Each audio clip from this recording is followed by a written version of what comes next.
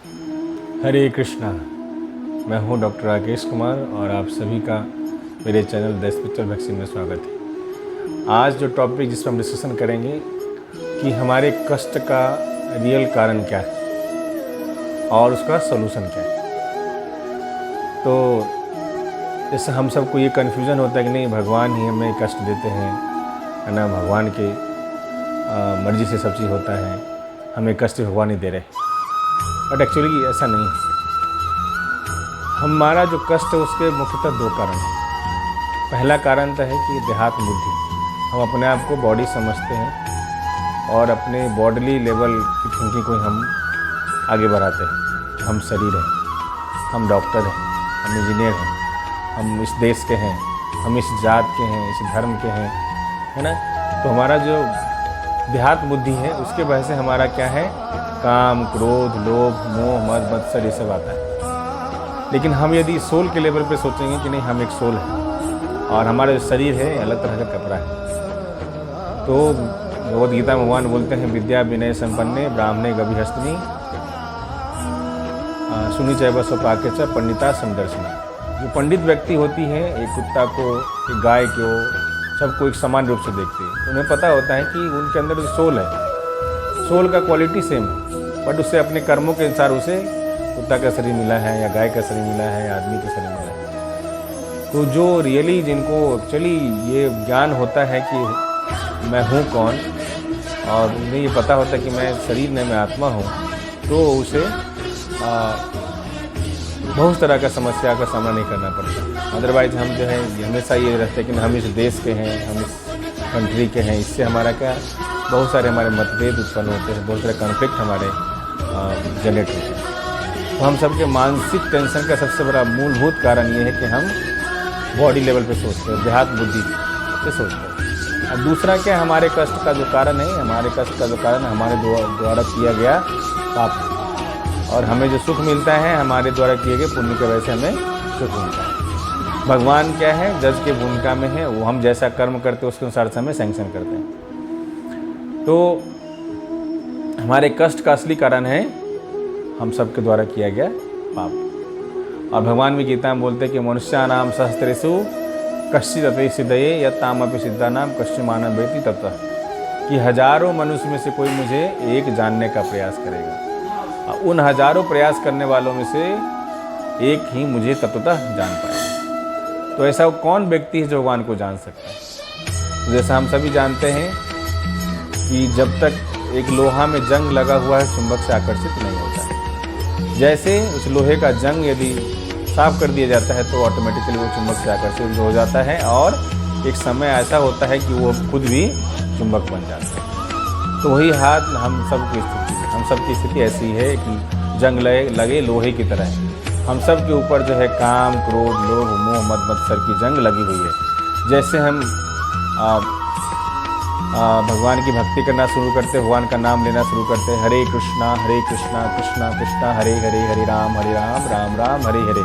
तो एक एक करके जो हमारे 6 लेयर हैं, काम, क्रोध, लोभ, मोह, मद, मत्सर की, ये खत्म हो जाती है। और भगवान गीता के 8वें अध्याय में बोलते हैं, ये शाम तो अंतगतम पापम जना नाम पुण्य कर्म नाम ते द्वंद्व मोह निर्मुक्तो भजते माम दुर्गतम। तो जिनका क्या है, पूर्व जन्म के पापों का क्षय हो गया है और इस जन्म में भी पाप करने की प्रवृत्ति नहीं है, और जिनकी स्वीकृति इकट्ठा हुई है वो पूरा फिक्स होकर हमारी भक्ति कर सकता है। तो भक्ति करना हम सबके लिए बहुत ही आवश्यक है, लेकिन वो तभी संभव हो पाएगा जब हमारे पापों का क्षय हो गया। जब तक हमारे ऊपर पापों के जमा पूंजी इकट्ठी रहेगी तब तक हम जो है भक्ति ठीक से नहीं कर पाते। और अक्सर हम लोग देखते हैं, बहुत लोगों को बोलते हैं, एक बार बोलते हैं प्रभु जी भगवान का नाम लीजिए, अगला दिन से करना शुरू कर देता है। कुछ लोग को बोलते हैं, थोड़ा धीरे धीरे समय लगता है, लेकिन वो भी करना शुरू कर देता है। लेकिन कुछ ऐसे पापात्माएँ हैं, ऐसी जीवात्माएँ हैं जिनको बार बार बोलते रहिए, फिर भी उनसे भगवान का नाम नहीं लिया जाता है। तो भगवान गीता में बोलते हैं कि बहुनाम जन्मान्ते ज्ञानवान माम प्रपद्यते वासुदेव सर्वमिति स महात्मा सुदुर्लभा। भगवान बोलते हैं कि बहुत जन्म जन्मों के बाद रियली जिनको ज्ञान होता है वो वासुदेवा सर्वमिति, भगवान कृष्ण ही सब सोर्स है, he is the ultimate authority, ये उनका कन्विक्शन डेवलप हो पाता है। और ऐसे महात्मा क्या है, सुदुर्लभ, दुर्लभ ही नहीं सुदुर्लभ, एक्सट्रीमली रेयर। इसलिए उन और अक्सर हम लोग भी कन्फ्यूजन रहता है कि नहीं ठीक है, कृष्ण की भक्ति क्यों, हम शिव की भक्ति करेंगे, हम शिव जी की भक्ति करेंगे, माँ दुर्गा की भक्ति करेंगे, गणेश जी की भक्ति करेंगे, हनुमान जी की भक्ति करेंगे, ठीक है। लेकिन ऐसा नहीं कि हम कृष्ण की भक्ति करें तो बाकी ये सब नाराज़ हो जाएंगे, नहीं। भगवान कृष्ण की भक्ति करते हैं तो सभी देवी देवताओं की भक्ति अलग से करने की ज़रूरत नहीं है, ये ऑटोमेटिकली हो ही जाती है। और चैतन्य महाप्रभु बोले भी हैं कि अकेले ईश्वर कृष्ण, बाकी सब भृत्य। तो एक परमेश्वर कौन है, भगवान कृष्ण, बाकी सब कौन है, उनके सेवक, बाकी सब उनके दास। इसलिए हम सबको ये कन्फ्यूजन होना चाहिए, लेकिन ये कन्फ्यूजन तभी समाप्त होगा जब हमारे पापों का अंत होगा।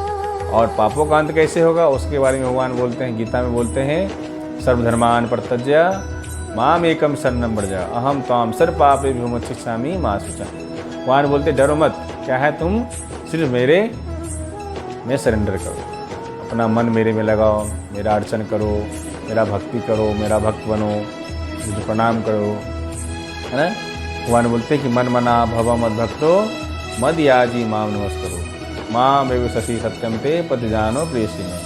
सिर्फ 4 काम करना है, मन मना भव, मेरे में मन लगाओ, मद भक्तो, मेरा भक्त बनो, मद याजी, मेरा अर्चन पूजा करो, माम नमस्करो, मुझे नमस्कार करो। बस ये 4 काम करना है, भक्ति करना बहुत डिफिकल्ट नहीं। और भगवान क्या बोलते हैं, इस सर्वधर्मान परित्यज्य माम एकम शरणं व्रज अहम त्वां सर्व पापेभ्यो, मैं तुम्हारे सारे पापों को मैं खत्म कर दूँगा। और श्रीमद् भागवत में भी ये डिस्कशन आता है जामिल के कथा में कि भगवान के कृष्ण की भक्ति बहुत पावरफुल है। केचित केवल्या भक्ति वासुदेव परायण अघम दुर्मंत्री काचनया निहारवीर भास्कर। कि भगवान कृष्ण की भक्ति, केचित केवल्या भक्ति, सिर्फ भगवान कृष्ण की भक्ति करने से क्या हमारा सभी पापों का क्षय हो जाएगा। उसी तरह जैसे अगम दुर्मंत्री काचनया निहारवीर भास्कर, कि जैसे सूरज की लाइट पड़ने से सारे कुहासा, सारे बादलें उसके मुँह छट जाते हैं, उसी तरह भगवान की भक्ति करने से हमारे सारे पापों का अंत हो जाता है। तो भगवान क्लियर कट बताते हैं कि आप सब मेरे सिर्फ जो है आप सरेंडर करिए, है ना, मेरा नाम लीजिए, मैं आपके सभी पापों को ख़त्म कर दूँगा। कई बार डिस्कशन होता है कि नहीं, क्या हम अपना फ्यूचर बदल सकते हैं, क्या हमारा जो डेस्टिनी में जो लिखा है वही होगा या हम चेंज भी हो सकते हैं। तो डेस्टिनी में जो लिखा है वो तो होता है, लेकिन उसको चेंज करने का सिर्फ एक ही तरीका है, यदि हम भक्ति करते हैं तो। क्योंकि जैसे क्या है, किसी को यदि फांसी की सज़ा मिली है तो उस सज़ा को बदलने का अधिकार किसके पास है, प्रेसिडेंट के पास है। इसी तरह यदि हमें अपने कर्मों के अनुसार यदि हमें कोई पनिशमेंट मिली या हमारे कर्मों के वजह से जो हमें पाप पुण्य का जो हमारा बैलेंस शीट है उसको ख़त्म करने का ऑथोरिटी सिर्फ भगवान कृष्ण के पास है। यदि भगवान कृष्ण की भक्ति करते हैं तो वो अपने भक्तों का ये सब सारे पापों को अंत कर देते हैं। लेकिन हाँ, हमें उसके बाद फिर फर्दर पाप प्रवृत्ति में लिप्त नहीं होना। इसलिए हम सबको चाहिए कि भगवान की भक्ति करना चाहिए, और भगवान की भक्ति करना सबसे आसान है। सिर्फ क्या है, भगवान का हमें नाम लेना है, हरे कृष्णा कृष्णा कृष्णा हरे हरे, हरे राम राम राम हरे हरे। भगवान का नाम लेना है, भगवान के द्वारा बोली गई शास्त्र में भगवद गीता का अध्ययन करना है, और भगवान के जो शुद्ध भक्त हैं उनका हमें संग करना है, और भगवान को जो भी हम घर में खाते हैं भगवान को ऑफर करके हमें ये प्रसाद ग्रहण करना है ना। और 4 काम हमें नहीं करना है, क्या है, नो मीट ईटिंग, मीट नहीं खाना है, और नो गैम्बलिंग, हमें जुआ नहीं खेलना है, नो इलिसिट रिलेशनशिप, हमें किसी पर पुरुष या पर स्त्री के साथ संग नहीं करना है, और नो एडिक्शन, हमें कोई दारू, सिगरेट, बीड़ी, गांजा, भांग, चाय, कॉफ़ी का सेवन नहीं करना है। तो हमें 4 काम करना है, 4 काम नहीं करना है, और उसके बाद हमें भगवान का नाम लेना है। भगवान की भक्ति हम कर पाएंगे। इसलिए बहुत ही सिंपल है, और हम सबका जो ह्यूमन लाइफ है इसका बहुत हाई पर्पस है। इस ह्यूमन लाइफ को बर्बाद मत करिए। आप सबसे अनुरोध है, हमारे पास समय, हम सबके पास समय बहुत कम है। हमें पता नहीं कि नेक्स्ट डे हम सब को मिलेगा या ना मिलेगा, कब हमारा द एंड हो जाए पता नहीं। तो ये कोई ऐसा नहीं कि हमें बहुत पेसिमिस्टिक होकर रखा है, नहीं। हमें ना तो ऑप्टिमिस्टिक होना है, ना हमें पेसिमिस्टिक होना है, हमें क्या रियलिस्टिक होना है। हमें पता होना चाहिए कि हमारे पास कितना समय है। तो देखा जाए हमारे पास कुछ कितना समय है मुझे पता नहीं। इसलिए हम सबको हमेशा इस भाव के साथ व्यक्ति करना चाहिए कि हो सकता है कल ही मेरा द एंड हो जाए। क्योंकि क्या है, हम जब तक ये नहीं सोचेंगे कि हमारा कभी भी द एंड हो सकता है, हम भक्ति में फिक्स नहीं हो पाएंगे। नहीं तो हम क्या है, हम रोज़ अपना गोल सेट करते हैं, आज ये पूरा करना है, आज ये काम समाप्त, अगला हमें प्रोजेक्ट पे काम करना है। तो ये सब सिलसिला चलती रहेगी। हम लोग रैट रेस में फंसे हुए हैं। उस रैट रेस से निकलने का कोई उपाय नहीं है। बोला तो जैसे एक सिल्क का कीड़ा होता है। सिल्क का कीड़ा क्या करता है, अपने तरफ से चारों तरफ अपने द्वारा बनाए गए सिल्क के ऐसे जाल में फंस जाता है कि या तो लास्ट में उस जाल में फंस के मर जाता है, या उसको बॉयल करके जो सिल्क का व्यापारी है उसको बॉयल करता है तो कीड़ा मर जाता है, फिर उसे सिल्क निकालता है। तो हम सब की स्थिति उस सिल्क के कीड़े की तरह है। हम लोग अपने कर्मों और अपने ड्यूटीज और अपने रिस्पॉन्सिबिलिटी में इस तरह फंसे हुए हैं कि हम लोग असली ड्यूटी जो हमारा ड्यूटी है कि भगवान की भक्ति करना, और हमारा असली गोल जो भगवत धाम गोलोक धाम को जाना, जो हम सबका इसमें घर है, इस हायर पर्पस को समझिए, अपने जीवन को यूँ ना बर्बाद करिए। हम सबका जीवन बहुत बहुमूल्य है। यह आदमी शरीर बहुत मिला है, हमें बहुत बहुमूल्य है, और शरीर का असली मकसद हमें भक्ति करके भगवत धाम को जाने का है।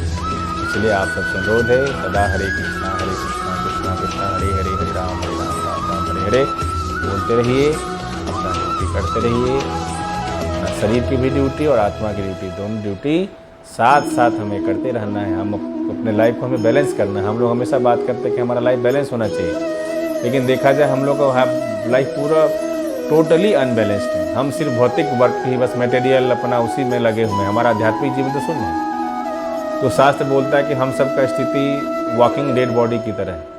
यदि हम स्पिरिचुअली यदि अवेकेंड नहीं है, स्पिरिचुअली हम यदि अलर्ट नहीं है, स्पिरिचुअल ड्यूटी यदि नहीं कर रहे हैं, तो we are not better than a walking dead body. This is the situation. सो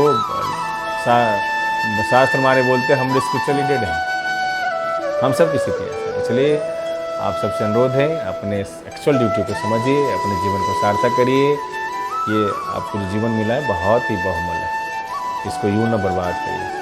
हरे कृष्णा, जय जय श्री राधा माधव की जय, श्री प्रभुपाद की जय, निताई गौर प्रेमानंदे, हरि हरि बोल।